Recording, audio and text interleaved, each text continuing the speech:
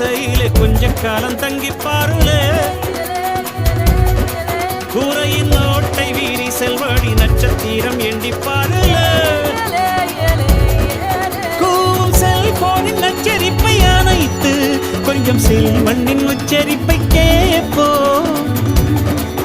வெறும் காலில் செருப்பின்று நடந்து மண்ணோடு பேசிக்கொண்டு போவோம் மழலைகள் ஆவோ